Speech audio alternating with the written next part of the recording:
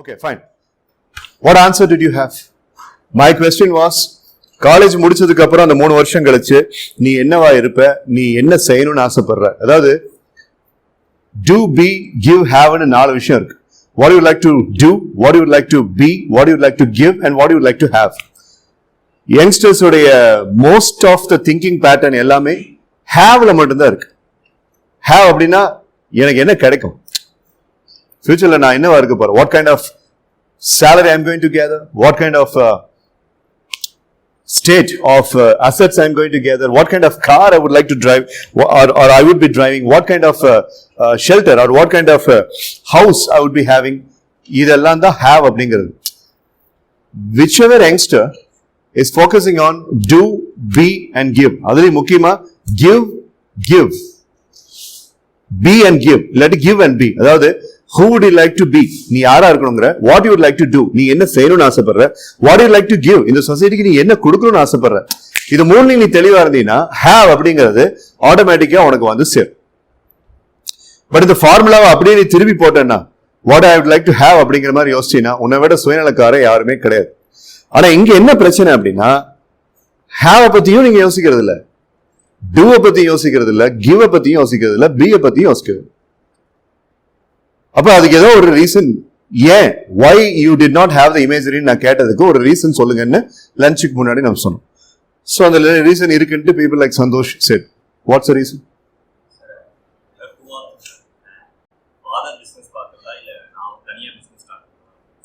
Father business பார்க்கறதா இல்ல தனியா பிசினஸ் ஸ்டார்ட் பண்றதா? சரி, in my opinion the imagery is half formed in his case and I'm happy that he is having the image. பிசினஸ்ங்கிற ஏதோ ஒரு avenue இருக்கு, அந்த பிசினஸ்ல தனியா ஸ்டார்ட் பண்ணணும்னு நினைக்கிறதுங்கிறது ஒரு பக்கம், இன்னொன்னு அப்பாவோட கண்டினியூ பண்ணலாம்னு. So I think he is settled, he is at least having half imagery. வேற இதே மாதிரி கன்ஃபியூஷன், dual confusion எத்தனை பேருக்கு இருக்கு? ஓகே ரைட், dual confusion அதாவது இதுவா அதுவா அப்படிங்கறதுல நீங்க சேஃப் தான். ஏதாவது ஒண்ணு கண்டிப்பா, எதுவுமே இல்லாம வெறும் தரையா இருக்கிறது எத்தனை பேருக்கு? I haven't decided anything sir. அதான் நான் கேட்கிறேன், ஏன், why? நீங்க இன்னும் அந்த ஃபார்முலாவை புரிஞ்சுக்கல. அதாவது உங்களுக்கு ரைட்ஸ் இருக்கு, நீங்க இப்படித்தான் இருக்கணும் அப்படின்ட்டு உங்க லைஃபை உங்க டேர்ம்ஸுக்கு ஏத்த மாதிரி ஷேப் பண்ணிக்கிறதுக்கு உங்களுக்கு எல்லா விதமான உரிமையும் இருக்கு, டேலண்ட்ஸும் இருக்கு. இவர ஒரு ஸ்டேட்மெண்ட்டை ஒழுங்கா உன்னால இங்கிலீஷ்ல பேச முடியல அப்படிங்கிறதுக்காக நீ திறமை இல்லாத ஆளுன்னு சொல்ல முடியாது. அது ஒரு சாதாரண விஷயம். இங்கிலீஷ்ல பேச தெரியலங்கிறதுக்காக உங்ககிட்ட ஒரு கேப்பபிலிட்டி இல்லைன்னு சொல்லி யாராவது திட்டினாங்க அப்படின்னா, கூலிங் கிளாஸ் இல்ல அப்படிங்கிறதுக்காக நீ கூடுன்னு சொல்றதுக்கு சமம். You have talent, you have thinking ability. Yes, English பேசுறதுல கொஞ்சம் உங்க எல்லாத்துக்கும் கொஞ்சம் சேலஞ்சு இருக்கு, நான் இல்லைன்னு சொல்லல. ஆனா யார் சொன்னா உன்னால வந்துட்டு ஓகே பிளேஸ்மெண்ட் அப்படிங்கிற ஒரு விஷயம் காலேஜ் உங்களுக்கு சர்வ் பண்ண ட்ரை பண்ணுது. இந்த உனக்கு இதை நான் கொடுக்குறேன், உனக்கு வேணும்னா எடுத்துக்கோ அப்படின்னு தான் பிளேஸ்மெண்ட் இருந்துச்சு ஒரு காலத்துல. நான் வந்து ஒரு காலேஜ்ல ஃபுல் டைம் சாஃப்ட் ஸ்கில்ஸ் ட்ரெயினரா இருக்கும்போது ஒரு பையன் வந்து என்கிட்ட வந்துட்டு, சார் இன்ஃபோசிஸ் கூப்பிட்டு வரீங்க, எனக்கு இன்ஃபோசிஸ் வேண்டாம் அப்படிமா. ஏன்னா இன்ஃபோசிஸ் எவ்வளவு பெரிய கம்பெனி, நீ வேண்டாங்கிற. ஆமா சார், நான் மெக்கானிக்கல் இன்ஜினியர், இன்ஃபோசிஸ் போய் என்ன சார் பண்ணுவேன் அப்படிங்கிறப்ப அவன் பேர் எடுத்துருவோம். That's cool right. அதே மாதிரி ஒரு ஐடி பையன் வந்து சொல்லுவான், சார் என்ன சார் அசோக் லேலாண்ட் கொண்டு வரீங்க, அசோக் லேலாண்ட்ல போய் நான் என்ன சார் பண்ணுது, டே என்ன ஜாப் கிடைக்குதோ அதை எடுத்துக்கூடா, வேணாம் சார். That's also cool. அப்படி மாத்தி போட்டுருவோம், இன்ஃபோசிஸ் வேண்டாம் அவனுக்கு அசோக் லேலாண்ட், அசோக் லேலாண்ட் வேண்டாம் அவனுக்கு இன்ஃபோசிஸ், ரைட். அப்படித்தான் இருந்துச்சு பிளேஸ்மெண்ட் அப்படிங்கிறது. And look at the companies. நான் என்ன கம்பெனிஸ் பத்தி பேசிட்டு இருக்கிறேன், இந்தியாவில் இருக்கக்கூடிய ரொம்ப பெரிய கம்பெனிஸ். அசோக் லேலாண்ட் மெக்கானிக்கலுக்கு வரும், இன்ஃபோசிஸ் ஐடிக்கு வரும் எம்சிடில. எப்போ 2003 2004ல, உனக்கு 1 வயசு இருக்குன்னு நினைக்கிறேன். அப்போ அதே பிளேஸ்மெண்ட் இப்ப வரைக்கும் இருக்கு. நீ இப்ப வளர்ந்து யங்ஸ்டர் ஆயிட்ட, 20 வயசு ஆயிட்ட, இப்ப உனக்கு அந்த சான்ஸும் சாய்ஸும் இப்ப யாரும் கொடுக்கறது இல்லை. நான் இப்ப சொல்றது நீ ஒழுங்கா கேட்டுக்கிட்ட அப்படின்னா ஒரு கடத்துல நீ டக்குன்னு முடிவு பண்ணி நீ பிளேஸ்மெண்டே வேண்டாம்னு சொல்றது கூட வாய்ப்பு இருக்கு. ஃபர்ஸ்ட் நான் கேட்கிற கேள்விக்கு நீ எவ்வளவு சாதாரண விஷயமா இருந்தாலும் நீ பதில் சொல்லு. Let us make your career born here. உன்னுடைய கேரியர் இங்க நம்ம பிறக்க வைப்போம். எந்த விஷயத்தை செஞ்சா, அது விளையாட்டுத்தனமா இருந்தாலும் நீ சொல்லு, தப்பு இல்லை. எந்த விஷயத்தை செஞ்சா உன்னையே நீ மறந்து செய்வ. ஒருத்தர் வந்து உனக்கு ஞாபகப்படுத்தணும், இது லஞ்ச் டைம், நீ சாப்பிடணும், பசி இருக்கும். ஆனா பசியை விட சாப்பாடை விட அந்த வேலை, அப்படி ஏதோ ஒரு வேலை கண்டிப்பா இங்க இருக்கிற ஒவ்வொரு பையனுக்கும் ஒவ்வொரு பொண்ணுக்கும் இருக்கும். நான் சொல்றேன், எனக்கு நான் காலேஜ் படிக்கும் போது ஒருத்தருக்கு ஒரு விஷயத்த சொல்லி கொடுக்கறதுல அந்த ஃபீலிங் இருந்துச்சு.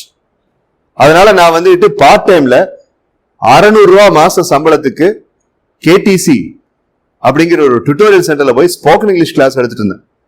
அதுதான் என்னுடைய முதல் தொழில். இன்னைக்கு அதான் நான் பண்ணிட்டு இருக்கேன். அந்த மாதிரி உனக்கு வர ஒரு நல்ல விஷயத்த உன் தொழிலா மாத்திர ஒரு அற்புதமான ஒரு கலை அல்ல, அதுதான் நியாயம், அதுதான் உண்மை. நீ அப்படித்தான் வாழ்க்கையை வாழணும். எந்த விஷயத்தை அப்படி நீ செய்யற, அது என்ன வேணாலும் சரி, music, fine arts, arts, creation, designing, crafting, whatever it may be. இங்க யாருக்கா அவனி அந்த மாதிரி ஏதாவது இருக்கா? சார் இப்படி ஒண்ணு செஞ்சேன்னா நான் ரொம்ப விருப்பப்பட்டு செய்வேன் சார். என்ன சஞ்சய், என்னது? சிங்கிங். அப்ப he is into music industry. வேற இன்னோவேஷனா ஏதாவது ட்ரை பண்ணிருக்கியா? எது?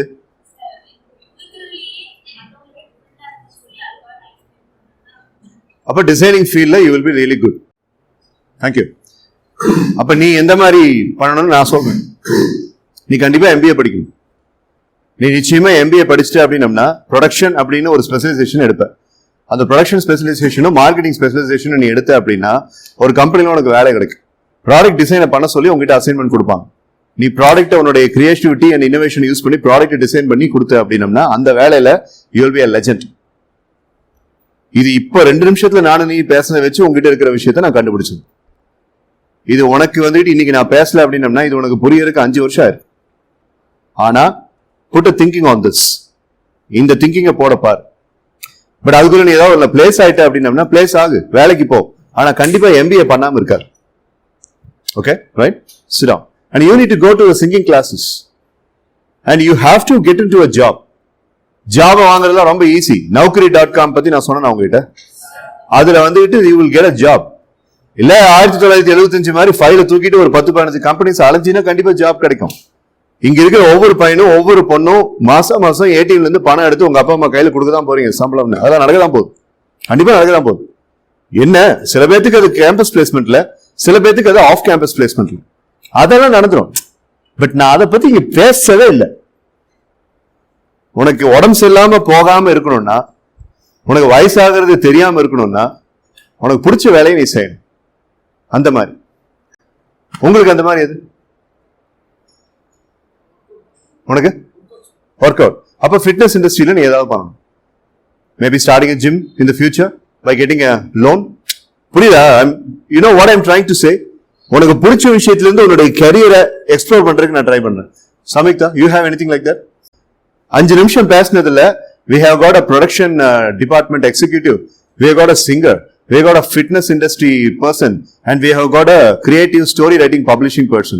5 இண்டஸ்ட்ரியில 4 பேர்த்த நம்ம இப்ப கண்டுபிடிச்சிட்டோம். இது 5 நிமிஷத்துல நடந்தது.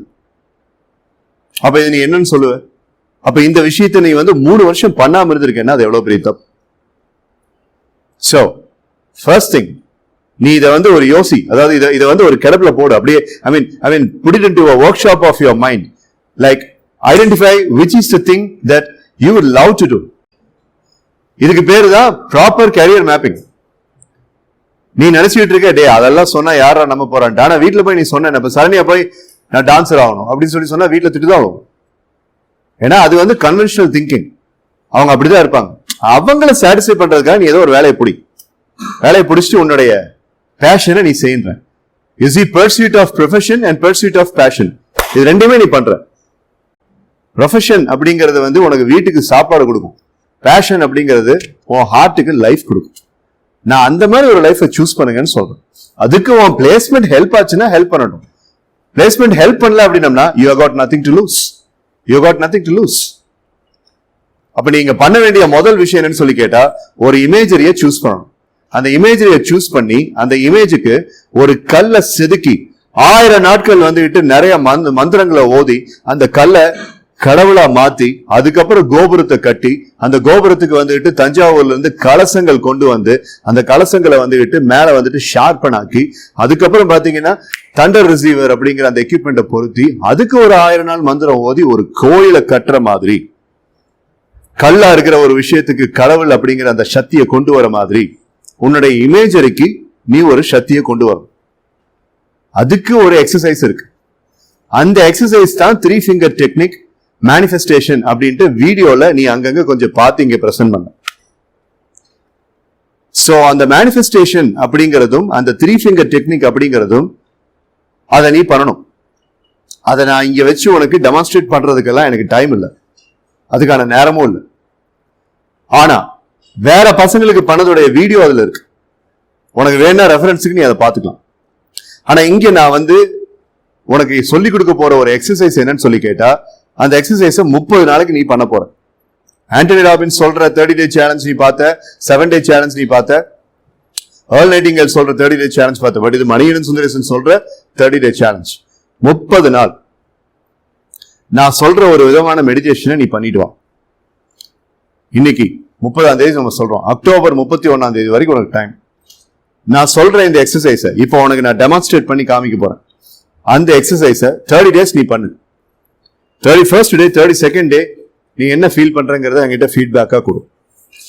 நீ ஃபீட்பேக் எப்ப கொடுக்கணும்னு சொல்லி கேட்டா, 30 நாள்ல குறைஞ்சது 25 நாளாவது அந்த எக்ஸசைஸை பண்ணிருந்தா மட்டும்தான் நீ என்கிட்ட பேசவே செய்யணும்.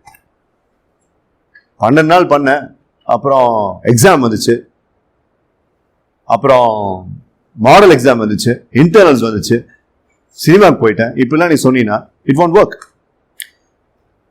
அது ஒரு வித்தியாசமான எக்ஸசைஸ்.